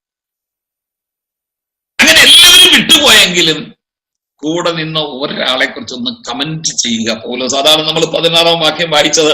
പലപ്പോഴും എന്നെ തണുപ്പിച്ചവനായ ഓനസിഫറോസിന്റെ കുടുംബത്തിന് കർത്താവ് കരുണ നൽകുമാറാകട്ടെ. ഓനസിഫറസ് എന്നോട് കൂടെ നിന്നതായി എന്നെ തണുപ്പിച്ചവനാണ് ഓനസിഫറസ്. ഇന്നത്തെ രാത്രിയിൽ ഞാൻ നിങ്ങളുമായി പങ്കിടുവാൻ ആഗ്രഹിക്കുന്ന ദൂത്, to assist a man of God or a pastor is a great ministry. ഒരു ദൈവദാസനെ, ഒരു ശുശ്രൂഷകനെ കൈത്താങ്ങൽ കൊടുക്കുക എന്ന് പറയുന്നതുണ്ടല്ലോ, നിങ്ങൾ അർത്ഥമാക്കുന്നതിനേക്കാൾ സ്വർഗം വിലമതിക്കുന്ന ഒരു ശുശ്രൂഷയാണ്. നമുക്കെല്ലാം ലീഡറാകണം. ശരി, ലീഡറായവരോട് ചോദിക്കണം, എത്രയോ പേരുടെ കൈക്ക് വെള്ളം ഒഴിച്ചവരവര്, എത്രയോ പേരെ ശുശ്രൂഷിച്ചത് അവര്. അങ്ങനെ അവര് നേതൃത്വത്തിൽ വന്നത്. ഇന്ന് നമുക്ക് കോളേജിൽ ചെന്ന് MTH എടുത്താൽ ഏറ്റവും നല്ല സഭ കിട്ടണം, ഏറ്റവും നല്ല വേദി കിട്ടണം, ഏറ്റവും നല്ല പ്രതിഫലം കിട്ടണം, ഏറ്റവും നല്ല കാറ് വാങ്ങിക്കണം, അല്ലേ? താഴേക്കിറങ്ങി ഒരു ശുശ്രൂഷ ചെയ്യാൻ. ഓനസിഫറസിന്റെ ഏറ്റവും വലിയ പ്രയോജനം, സത്യത്തിൽ ആ പേര് തന്നെ ഉണ്ടല്ലോ, ഓനസിഫറസ് എന്ന് പറഞ്ഞാൽ അതിന്റെ അർത്ഥം തന്നെ ഉണ്ടല്ലോ, പ്രയോജനമുള്ളവനാ, ലാഭമുണ്ടാക്കുന്ന. ആ പേര് തന്നെ കൊള്ളാം. നമ്മുടെ അടുക്ക ചില പേര് വിട്ടുകൊണ്ട് വരുന്നവരെ തന്നെ പേടിക്കണം. പേര് കേൾക്കുമ്പോഴേ നമ്മൾ ഭയപ്പെടേണ്ടവരാ, സൂക്ഷിക്കേണ്ടവരാ. ഒനേസിഫോറസ് അടുത്ത് വന്നപ്പോഴേ പൗലോസിന് മനസ്സിലായി അവന്റെ പേര് തന്നെ പ്രയോജനമുള്ളവൻ. എന്തിന്? ശുശ്രൂഷയ്ക്ക്. അതല്ലേ ബുദ്ധിമുട്ട്, അതല്ലേ ഏറ്റവും ആവശ്യമുള്ളത്. ഈ ഒനേസിഫോറസിന്റെ ഏറ്റവും വലിയ പ്രയോജനം എന്താണെന്നറിയാമോ? വാസ്തവത്തിൽ ഇവനെ ഒരു ഡീക്കനായിരുന്നു കേട്ടോ. ഈ എഫേസോസ് സഭയിൽ ഒരു ഡീക്കനാണ്. അതിന്റെ 18-ാമത്തെ വാക്യത്തിൽ വായിച്ചാൽ നിങ്ങൾക്കറിയാം, അവൻ എനിക്ക് എന്തെല്ലാം ശുശ്രൂഷ ചെയ്തു എന്ന് എടുത്തു പറഞ്ഞിട്ടുണ്ട്. അവനൊരു ശുശ്രൂഷകനായിരുന്നു, a minister in the Ephesian church. എഫേസോസ് സഭയിലെ ഒരു മിനിസ്റ്റർ, ഒരു ഡീക്കൺ എന്നൊക്കെ പറയുന്ന പദമുണ്ടല്ലോ, ആ പദം തന്നെ ഇവിടെ ഉപയോഗിക്കാം. ഡീക്കൺ എന്നൊക്കെ പറഞ്ഞാൽ അറിയാമല്ലോ, ശുശ്രൂഷകൻ, അത്രയേ ഉള്ളൂ കേട്ടോ. ആ സഭയിലെ പാസ്റ്ററൊന്നുമല്ല, ആ സഭയിലെ നമ്മുടെ ഭാഷയിൽ ഇന്ന് കേരളത്തിന്റെ രീതി അനുസരിച്ച് പറഞ്ഞ പ്രതിപുരുഷൻ അല്ലെങ്കിൽ മൂപ്പൻ എന്നൊക്കെ വേണമെങ്കിലും പറഞ്ഞു. ഇന്നത്തെ നമ്മുടെ സഭകളിലെ പ്രതിപുരുഷന്മാരെ ഒന്നും വിശ്വസിക്കാൻ കൊള്ളുകയില്ല. പ്രതിപുരുഷനല്ല, ഒരു കാര്യം ഉണ്ടാകണം, അപ്പൊ അറിയാം ഒരു പ്രതികാര പുരുഷനാ. പല മൂപ്പന്മാരും, എനിക്ക് ഒരു സഭയിൽ ഒത്തിരി മൂപ്പന്മാരുണ്ട്. ഇങ്ങനെ സൈഡിൽ കൂടെ ഇരിക്കുക, അവരെല്ലാം കസരയിട്ട് അങ്ങനെ ഇരിക്കുക. ഒന്ന് പ്രസംഗിച്ച കൈ പോലും പൊക്കുകയില്ല, പാട്ടുപാടിയ കൈ അടിക്കുകയില്ല, ചുണ്ടുപോലും അനക്കുകയില്ല, ഒന്ന് പ്രാർത്ഥിക്കുകയില്ല. പേര് മൂപ്പൻ. എന്നോട് ആ സഭയിൽ ഒരു സഹോദരനോട് പറഞ്ഞു, സാറേ ഇവരുണ്ടല്ലോ ഈ മൂപ്പൻ എന്ന് പറഞ്ഞ ഇരുന്നിരുന്ന് മൂത്തു പോയതാണ്. അങ്ങനെ മൂപ്പനായതാണ്. നമ്മുടെയൊക്കെ സഭകളിൽ നിന്ന് അങ്ങനെയാണ്, മിക്കവാറും ഇരുന്ന് മൂത്തുപോയ മൂപ്പന്മാരാ ഉള്ളത്. ശുശ്രൂഷ ചെയ്യുകയല്ല. ഞാൻ കഴിഞ്ഞ ദിവസം ക്ലാസിന്റെ ഇടയിലാണെന്ന് തോന്നുന്നു ശുശ്രൂഷയെ കുറിച്ച് വളരെയധികം സംസാരിച്ചെന്ന് എനിക്ക് ഓർക്കുന്നത്. അതൊന്നുകൂടെ ഒന്ന് സ്ട്രെസ് ചെയ്യണമെന്ന് എനിക്ക് ആഗ്രഹമുണ്ട്. He is A minister. അവനെ ഒരു മിനിസ്റ്ററാണ് കേട്ടോ, ഒരു ശുശ്രൂഷകനാണ്. ദൈവസഭ ഈ കർത്താവ് പൗലോസ് തന്നെ ഒരിക്കലും എഴുതിയില്ല, സഭയിൽ എല്ലാം കണ്ണാണോ, എല്ലാം കാലാണോ, എല്ലാം കൈയാണോ, എല്ലാവർക്കും തലയാകാനോ? വ്യത്യസ്ത ശുശ്രൂഷകളാണ് ദൈവം സഭയിൽ തന്നിരിക്കുന്നത്. അതിലേറ്റവും മനോഹരമായ ഒരു പദവിയാണ് to be a deacon or to be a minister. ഒരു ശുശ്രൂഷകനെ. അവന് എന്തെല്ലാം ശുശ്രൂഷ എനിക്ക് ചെയ്തെന്ന് അറിയാമോ? അതാ ശുശ്രൂഷകൻ. ശുശ്രൂഷ എന്ന് പറഞ്ഞ സഭയിൽ പാട്ടുപാടുക മാത്രമല്ല, ദൈവദാസന്മാരെ പരിചരിക്കുക. കൃപയാൽ ഞങ്ങളെയൊക്കെ അങ്ങനെ അഭ്യസിപ്പിച്ചതാണ്. ഞാൻ പറഞ്ഞല്ലോ, ഞാനൊരു പാസ്റ്ററുടെ മോനാണ്. ഞങ്ങളുടെ ആ കാലങ്ങളിൽ ദൈവദാസന്മാർ വണ്ടിയും വള്ളമൊന്നും ഉള്ള കാലമല്ലല്ലോ. ഉപവാസ പ്രാർത്ഥനയൊക്കെ വെച്ച് കഴിഞ്ഞാൽ ഒരു ദൈവദാസൻ വന്നാൽ മിക്കവാറും ഒരു 3 ദിവസം 4 ദിവസം വീട്ടിൽ താമസിക്കും. അവരുടെ തുണി കഴുകി കൊടുക്കേണ്ട ചുമതല എന്റെ സഹോദരിമാർക്കാണ്. ആ തുണി കഴുകിയിട്ടാൽ അത് തേച്ച് കൊടുക്കുക. അന്ന് തേച്ച് കൊടുക്കുക എന്ന് പറഞ്ഞാൽ ഇലക്ട്രിക് തേപ്പ് പൊട്ടിയൊന്നും ഉള്ള കാലമല്ല. വീട്ടിൽ കറണ്ട് പോലും ഒന്നുണ്ടായിരുന്നില്ല. ചിരട്ട കത്തിച്ചിട്ട് ആ തുണിയെല്ലാം തേച്ച് കൊടുക്കണം. തേച്ച് മടക്കിക്കൊണ്ട് മെത്തയിൽ വെച്ച് കൊടുക്കണം. ആ ദൈവദാസന്മാർക്ക് ഭക്ഷണം എടുത്തു കൊടുക്കണം, കൂടെ നിൽക്കണം. ശുശ്രൂഷ. അയ്യോ, അവിടൊക്കെ ഞാനും തുടങ്ങിയത്. അത് കഴിഞ്ഞ് എനിക്കൊത്തിരി പേരങ്ങനെ ചെയ്തിട്ടുണ്ട്. അപ്പം ഞാൻ എന്റെ കണ്ണ് നിറഞ്ഞിട്ടുണ്ട് പലപ്പോഴും. ഇത് എത്രയോ ദൈവദാസന്മാർക്ക്, പിതാക്കന്മാർക്ക് അത് ചെയ്യാൻ ദൈവം എനിക്ക് അവസരം തന്നിട്ടുണ്ടെന്നറിയാമോ? കുഞ്ഞെ, ഒറ്റ ദിവസം ഒരാളങ്ങ് തട്ടക്കേറി തുടങ്ങുകയല്ല ശുശ്രൂഷ. അതല്ല ശുശ്രൂഷ എന്ന് പറയുന്നത്. വിരിച്ചൊരുക്കിയ മാളിക മുറി എന്ന് പറഞ്ഞ പോലെ സീരിയൽ ബൾബ് കത്തിച്ചിട്ടിരിക്കുന്ന സ്റ്റേജിലോട്ട് ഒറ്റ ദിവസം കൊണ്ട് നമ്മളെ വിളിച്ചു കയറ്റി അങ്ങ് പ്രസംഗകനാക്കുന്നതല്ല ഈ പരിപാടി എന്ന് പറയുന്നത്. എന്തെല്ലാം ശുശ്രൂഷകൾ അവൻ ചെയ്തെന്നറിയാമോ? He was a deacon in the Ephesian church. Ephesus സഭയിലെ ഒരു ഡീക്കനായിരുന്നു. അവന്റെ ഒരു പ്രത്യേകത കണ്ടോ? പല കാര്യങ്ങൾ പറയാനുണ്ടെങ്കിലും എനിക്കെല്ലാം പറയാൻ പറ്റുമോ എന്ന് അറിഞ്ഞുകൂടാ. 3-4 കാര്യം അവിടെ ഉണ്ട്. ഒന്ന്, അവൻ ചെയ്ത ഏറ്റവും വലിയ കാര്യം എന്താണെന്നറിയാമോ? അവിടെ എഴുതിയിരിക്കുന്നത് പലപ്പോഴും എന്നെ തണുപ്പിച്ചവനാണ്. He refreshed me many times. ഈ ഒനേസിഫറസിന്റെ ഏറ്റവും വലിയ ഗുണം എന്ന് പറഞ്ഞുകൊണ്ടല്ലോ, അവന് തണുപ്പിക്കുന്നവനായി. പലപ്പോഴും ഓഫൻ എന്ന് പറഞ്ഞു കേട്ടോ. എപ്പോഴും എന്ന് പറഞ്ഞ ഇടയ്ക്കിടയ്ക്കെല്ലാം, വല്ലപ്പോഴും ഒരിക്കലും ചെയ്ത കാര്യമല്ല. അത് അവന്റെ സ്വഭാവം. തണുപ്പിക്കുക. നമ്മളാണ് പലരെയും തീ കൊടുത്ത് വിടുന്നവരാണ്. പണ്ട് ശിംശം കാണിച്ച പോലെ വാലെ കുറുക്കന്മാരുടെ വാലെ തീ കെട്ടി എന്ന് പറഞ്ഞ പോലെ പാഷന്മാരുടെ വാലെ തീ കെട്ടി വിടുന്നവരാ നമ്മളൊക്കെ. പാഷം കുടുംബം അല്ലെ? പൊതുവെ ഈ സഭയ്ക്കൊരു ചിന്തയുണ്ട്. ഞാൻ പലപ്പോഴും പറഞ്ഞിട്ടുണ്ട്, ഞാൻ സൂക്ഷിക്കാൻ ചെല്ലുന്ന സഭകളിൽ, നിങ്ങളുടെ നടുവിൽ ഞാൻ വന്നത് ഞാൻ നിങ്ങളുടെ ഇടയിലെ ശുശ്രൂഷ ചെയ്യാനാ, ഞാൻ നിങ്ങളുടെ ശത്രുവല്ല. നിങ്ങളുടെ വീട്ടിലൊരു മരണമോ ഒരു കല്യാണമോ ഒരു കുഞ്ഞിനെ സമർപ്പണമോ വീട്ടു പ്രാർത്ഥനയോ അങ്ങനെ ഒത്തിരി കാര്യങ്ങളുണ്ടല്ലോ ഒരു കുടുംബത്തെ സംബന്ധിച്ചിടത്തോളം. അവരുടെ ആശുപത്രി പോക്ക് അല്ലെ, പ്രസവത്തിന് വേണ്ടിയില്ല, എല്ലാം പാസ്റ്ററിയല്ലോ അല്ലേ ഇപ്പൊ നമ്മളല്ലേ ഉദ്ഘാടനം ചെയ്യേണ്ടത്. ഇതൊക്കെ ഏറ്റവും നന്നായി ചെയ്യണം എന്ന് എന്റെ ആഗ്രഹം. അതെന്താണെന്നറിയാമോ? അതുകൊണ്ട് എനിക്കൊരു കുഞ്ഞു സ്വാർത്ഥത അതിനകത്തുണ്ട്. എന്താണെന്നറിയാമോ? ഈ പൊതുവിൽ പലരും വരുന്ന ഇടമാണല്ലോ ഈ പൊതു ശുശ്രൂഷകൾ, മരണവും കല്യാണവും വീട് കയറി പാർക്കയും ഒക്കെ വരുമ്പോഴത്തേക്ക് ഈ പൊതുവിൽ പലരും വരുമല്ലോ. പല സഭകളിൽ നിന്നും വിശ്വാസികളും ദൈവദാസന്മാരും വരുമല്ലോ.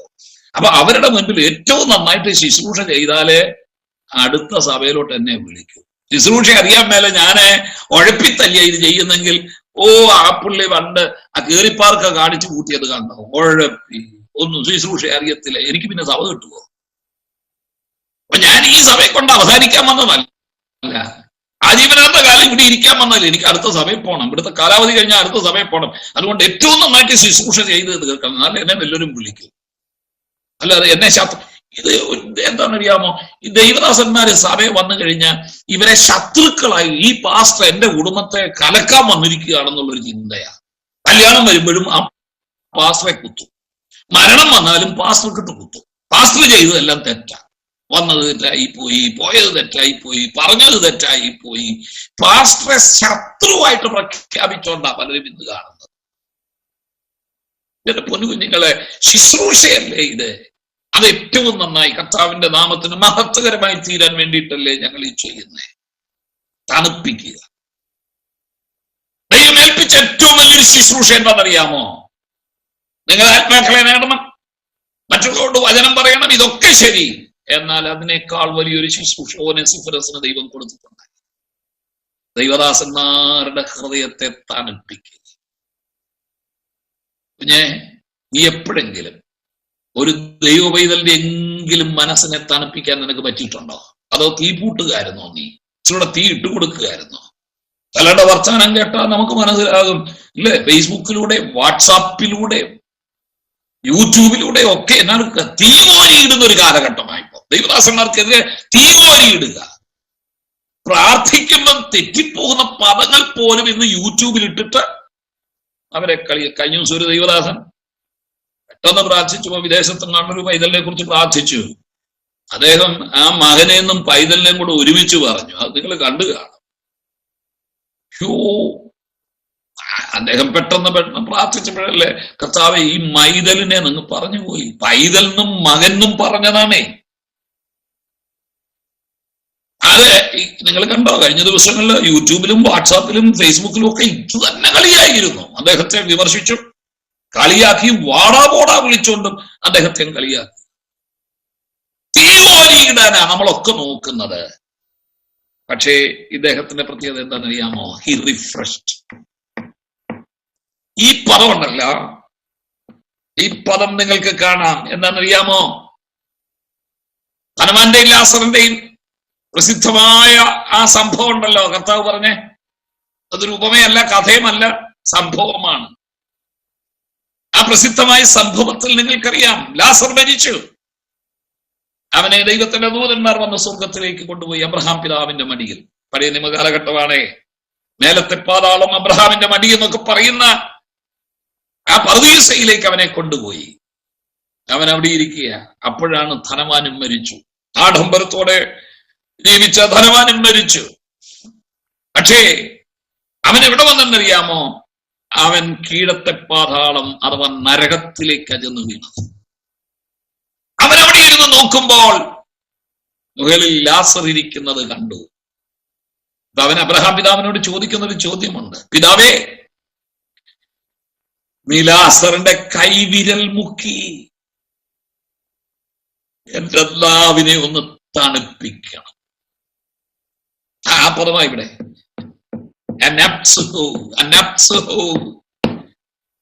നരകത്തിൽ നരകത്തിന്റെ തീയിൽ കിടക്കുന്ന ഒരു വ്യക്തിക്ക്, ഒരാത്മാവിനെ വിരല് മുക്കി, കൈവിരൽ ചെറുവിരലാണെങ്കിലും മുക്കി ഒരു തുള്ളി വെള്ളം നാവിൽ ഇറ്റിച്ചു കൊടുക്കുന്നത് എത്ര തണുപ്പാണോ അത്രയും തണുപ്പായിരിക്കും ഒരു ദൈവദാസനോട് ഒരു നല്ല വാക്ക് പറയുന്നതും തണുപ്പിക്കുന്നതും. ഗ്രഹിക്കുന്നുണ്ടോ? മനസ്സിലാകുന്നുണ്ടോ? വിമർശിക്കാൻ പോകുന്ന നേരത്ത്, അവരുടെ കുറ്റങ്ങൾ പറയാൻ പോകുന്ന നേരത്ത് ആ ദൈവദാസനെ കുറിച്ച് ഒരു നല്ല വാക്ക്, അവന്റെ ഹൃദയത്തെ തണുപ്പിക്കുന്ന ഒരു പാസ്റ്ററെ സാരമില്ല, ഞങ്ങളൊക്കെ ഇവിടെ ഉണ്ടല്ലോ, പാസ്റ്റർ ഒന്നും വിഷമിക്കണ്ട, ഞങ്ങൾ കൈകാര്യം ചെയ്തോളാം, പാസ്റ്റർ ശുശ്രൂഷിച്ചോ, ദൂത് ഏറ്റെടുത്തോ, ദൂത് ഉണ്ടാക്കിക്കോ, ഞങ്ങൾ ഏറ്റുകാര്യം എന്ന് പറയുന്ന എത്ര പേരുണ്ട്?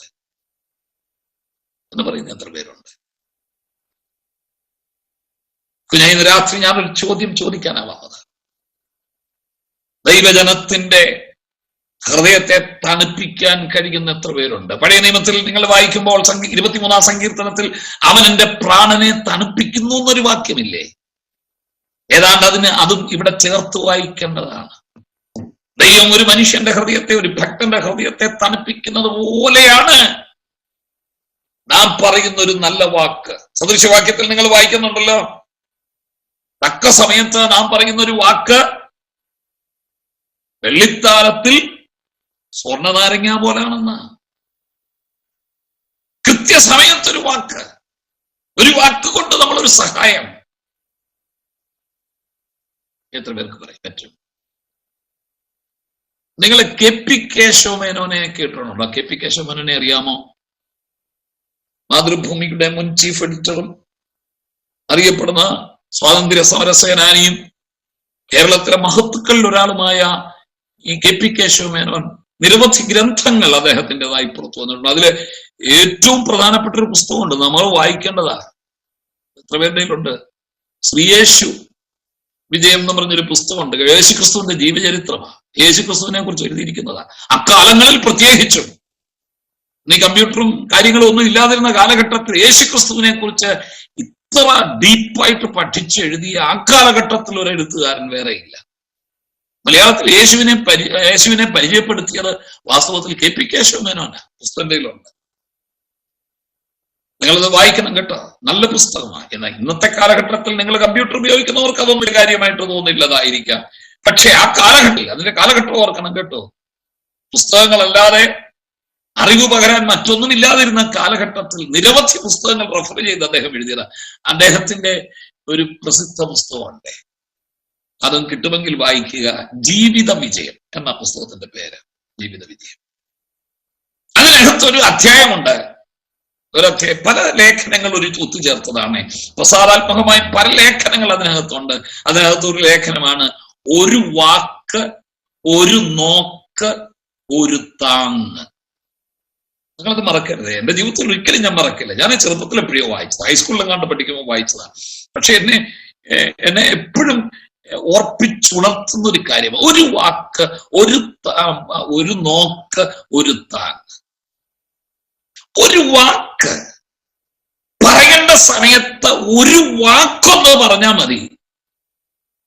ഒറ്റ വാക്ക്, നാം പറയുന്ന ഒരു വാക്ക് ഒരു പക്ഷേ ഒരു വ്യക്തിയെ ജീവിതത്തിലേക്കും സമൃദ്ധിയിലേക്കും അനുഗ്രഹത്തിലേക്കും ലക്ഷ്യബോധത്തിലേക്കും നടത്താൻ പറ്റും. ഒറ്റ വാക്ക് മതി,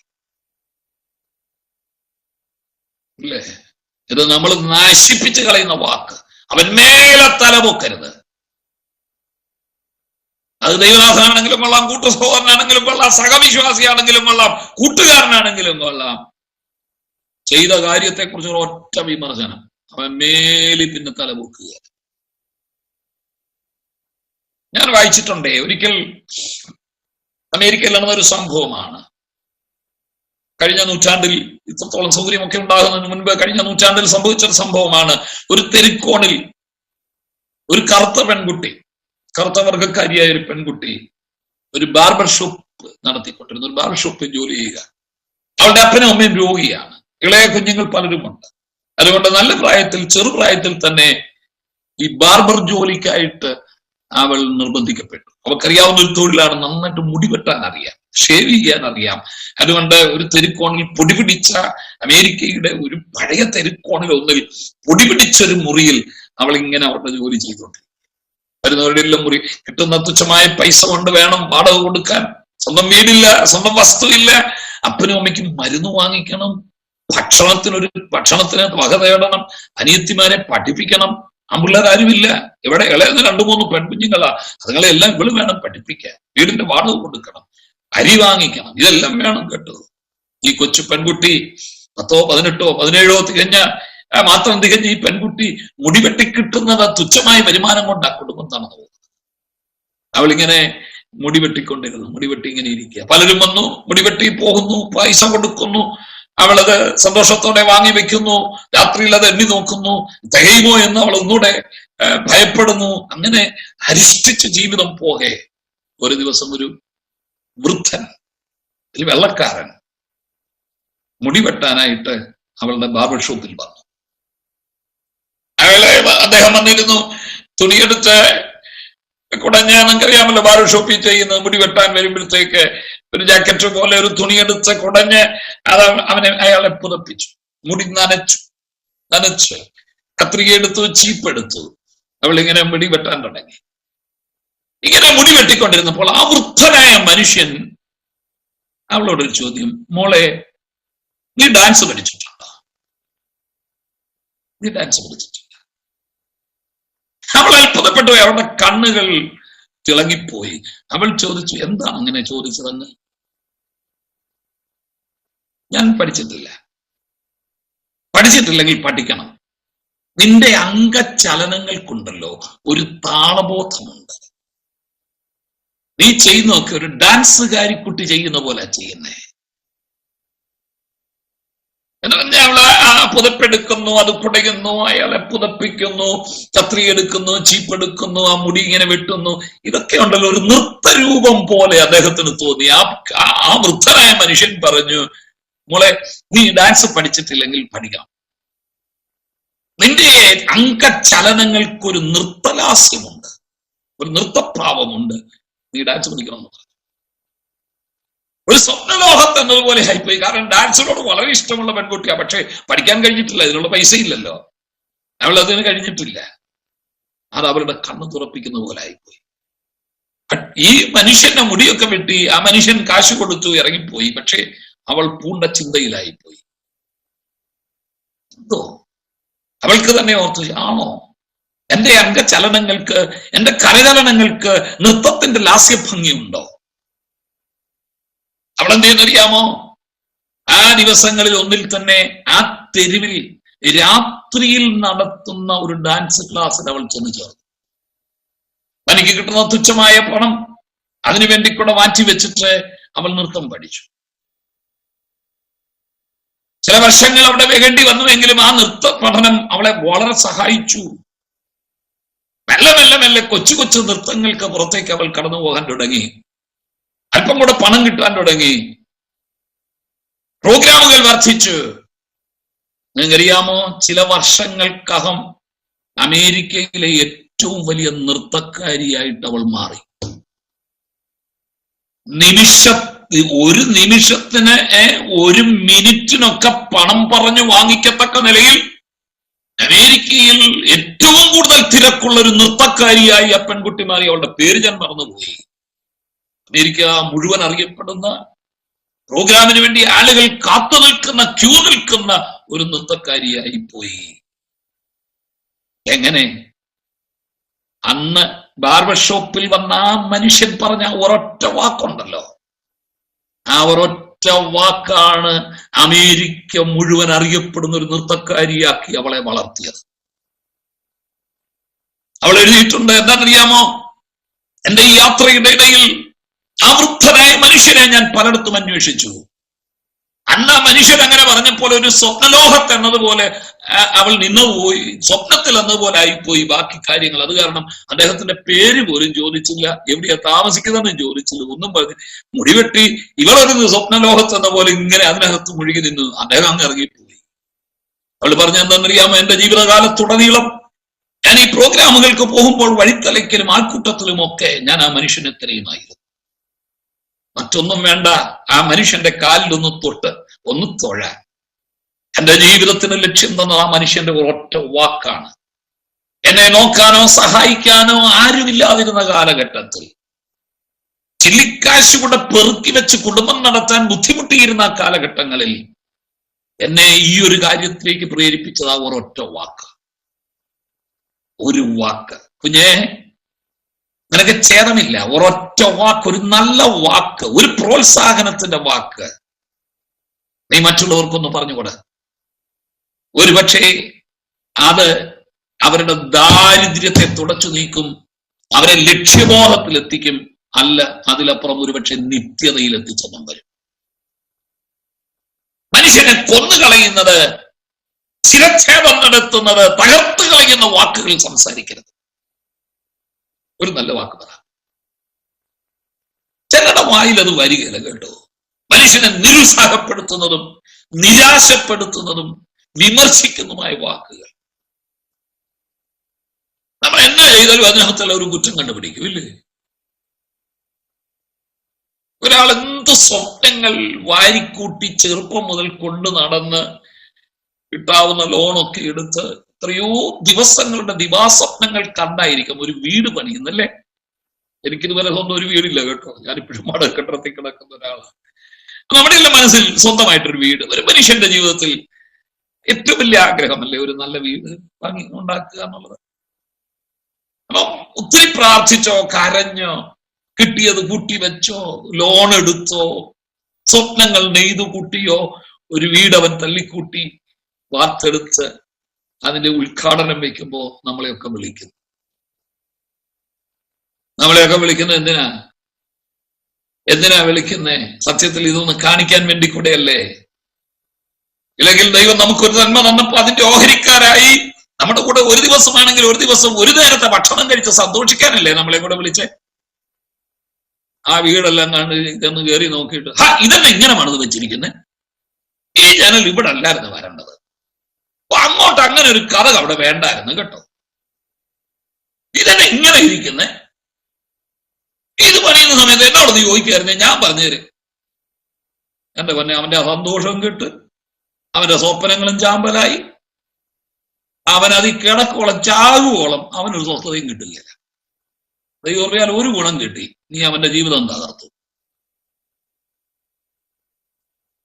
ഒരു നല്ല വാക്ക് പറ, നന്നായിരിക്കുന്നു കേട്ടോ, വളരെ ഭംഗിയായിരിക്കുന്നു കേട്ടോ, ഇടയും സ്ഥലമൊക്കെ ഉണ്ട് കേട്ടോ, കുഞ്ഞുങ്ങൾക്ക് കളിക്കാനും ഓടാനും കിടക്കാനും നല്ല സൗകര്യം കേട്ടോ.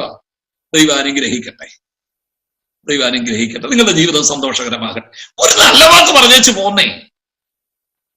അവനെന്ത് കഷ്ടപ്പെട്ട് കാട്ടിക്കൂട്ടിയതായിരിക്കാം അതെല്ലാം. ഒരു നല്ല വാക്ക് പറ. വീട് പണിയാനേ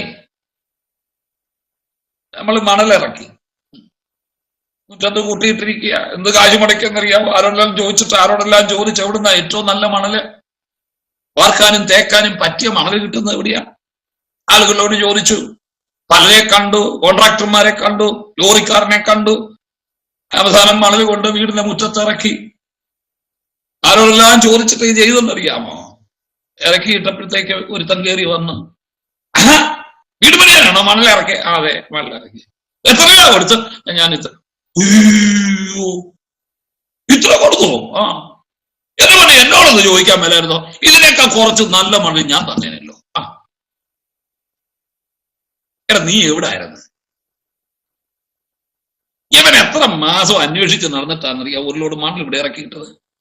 നീ എവിടെ പോയി കിടക്കായിരുന്നു? അത്ര വലിയ പരസ്നേഹം പരോപകാരമുള്ളവനായിരുന്നെങ്കിൽ മിസ്റ്റർ പരോപകാരി, നീ എവിടായിരുന്നു? ഇതിറക്കി കഴിയുമ്പോഴാണോ നീ പറയുന്നേ? അവന്റെ മനസ്സും തകർന്നു, അവനാകപ്പാടെ കാശും പോയി, ഞാൻ കബളിപ്പിക്കപ്പെട്ടല്ലോ എന്നുള്ള ചിന്തയായി, അവന്റെ സന്തോഷവും കിട്ടും. എങ്ങനെയാണോ മണലിരിക്കുന്നത്? ഇത് വാർക്കാനും കൊള്ളുകയില്ല, വെക്കാനും കൊള്ളുകയില്ല. ഇതല്ല എന്നോട് ചോദിക്കും. എന്റെ പൊന്നു കുഞ്ഞെ, അവൻ മണലിറക്കി വെച്ച് നീ അത് കണ്ടേച്ച്. മണലിറക്കിയ വീട് പണിക്കാണോ? അതെ. ഗുഡ്, നല്ലത്. ദൈവം അനുഗ്രഹിക്കട്ടെ. എത്രയും പെട്ടെന്ന് പണിയണം കേട്ടോ. നീ ഒരു നല്ല വാക്ക് പറഞ്ഞിരുന്നെങ്കിൽ അവൻ എന്ത് സന്തോഷമായത്. ഒരു മനുഷ്യനെ കൊല്ലുന്നതിന് സമമല്ലേ കുത്തുവാക്കുകൾ പറഞ്ഞ് അവനെ ഉപദ്രവിക്കുന്നത്? എന്ത് ചെയ്താലും കുറ്റം കണ്ടുപിടിക്കുന്ന കുറെ പേരുണ്ട്. പ്രസംഗിച്ചാ കുറ്റം, പാട്ടുപാടിയാ കുറ്റം, ഉപന്യാസം എഴുതിയാ കുറ്റം, ശുശ്രൂഷിച്ചാ കുറ്റം, എല്ലാത്തിലും വിമർശനം വിമർശനം വിമർശനം. നാക്ക് ഇങ്ങനെ അമ്പ് പോലെ കൊണ്ട് നടക്കുക. ഇത് അവസാനിപ്പിക്കുക. ഒരു വാക്ക്. പിന്നെ ഞാനൊരു കാര്യം പറയാം. ഇനി ഒന്നും മിണ്ടിയില്ലേലും നീ അങ്ങ് മിണ്ടാതിരുന്നാ മതി. ചിലതിനെയൊക്കെ കാണുമ്പോൾ ഞാൻ ഓർക്കും, ഇതിനൊക്കെ വായങ്ങ് അടഞ്ഞു പോയാൽ മതിയായിരുന്നു. അതാ ഏറ്റവും നല്ലത്. ദയവ് ചെയ്ത് ഒരു മനുഷ്യൻ ഒരു നല്ല കാര്യം ചെയ്യുമ്പോൾ കുഞ്ഞെ നിനക്ക് കാശൊന്നും കൊടുത്ത് സഹായിക്കാൻ പറ്റുകയില്ല.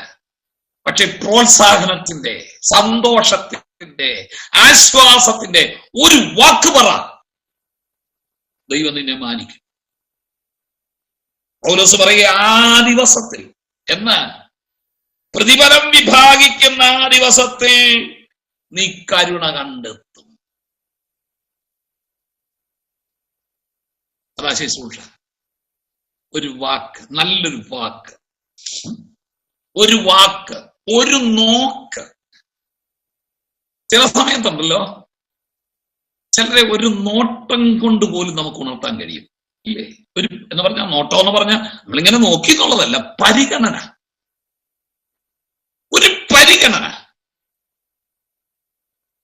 എനിക്ക് ഒത്തിരി സന്തോഷമുണ്ട്. കാരണം 34 വർഷം കർത്തൃ ശുശ്രൂഷ നിർവഹിച്ചു,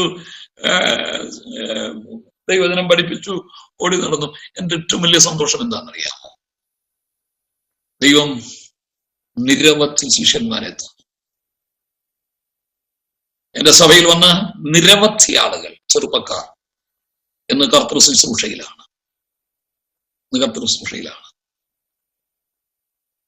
മിക്കവാറും എവിടെ ചെന്നാലും, ഞാൻ എവിടെയെങ്കിലും പഠിപ്പിക്കുകയോ ശുശ്രൂഷിക്കുകയോ ഒക്കെ ചെയ്ത ദൈവദാസന്മാർ അവിടെ ഇവിടെ എല്ലാം ഉണ്ട്. ശുശ്രൂഷയിൽ ഒരൽപ്പം കൊള്ളാമെന്ന് തോന്നിയാലുണ്ടല്ലോ, അവർക്ക് കൈത്താങ്ങൽ കൊടുത്ത് ഒരുപക്ഷെ പ്രാർത്ഥനയൊന്ന് ലീഡ് ചെയ്യാൻ, ഇല്ലേ ഒരു 5 മിനിറ്റ് ശുശ്രൂഷിക്കാൻ, ഇല്ലേ പാട്ടൊന്ന് ലീഡ് ചെയ്യാൻ കൊടുത്ത പ്രോത്സാഹനങ്ങളാണ് ഇന്ന് അവരെ കർത്തൃദാസൻ. എനിക്ക് സന്തോഷമുണ്ടെന്ന് അറിയോ? 2 വർഷമായിട്ട് നിങ്ങൾക്ക് അറിയാവുന്ന പോലെ ഞാൻ ഇരിപ്പാണ്. ഞാൻ ഈ വീൽ ചെയറിലാണ്, എനിക്ക് ഓടി നടക്കാൻ പറ്റുന്നില്ല. എന്നാൽ എനിക്ക് സന്തോഷമുണ്ട്. ഞാൻ പങ്കിട്ട് നൽകിയ ശുശ്രൂഷ നിരവധി ആളുകൾ അവിടെ ഇവിടെയും ചെയ്യുന്നുണ്ട്. നിരവധി പല സഭകളുണ്ട്. ഇന്ത്യ പെന്തിക്കോസ് ഞാൻ നിൽക്കുന്ന IPC സഭയിൽ തന്നെ എന്റെ ശിഷ്യന്മാർ പലരുമുണ്ട്. അവരിപ്പോഴും ഒരപ്പൻ എന്നുള്ള നിലയിൽ മാനിക്കും. കാശൊന്നും തരുന്നില്ല കേട്ടോ, അതിന്റെ ആവശ്യമില്ല. ദൈവം അവർക്കും അറിയാം, എനിക്കൊണ്ട് കാശൊന്നും തരുന്നില്ല. പക്ഷെ അവർ ചെല്ലുന്നിടത്തെല്ലാം പറയും, എന്നെ ജനിപ്പിച്ചത് ഇന്നയാളാണ്. ഞാനത് പലയിടത്തു നിന്ന് കേൾക്കുന്നുണ്ട്.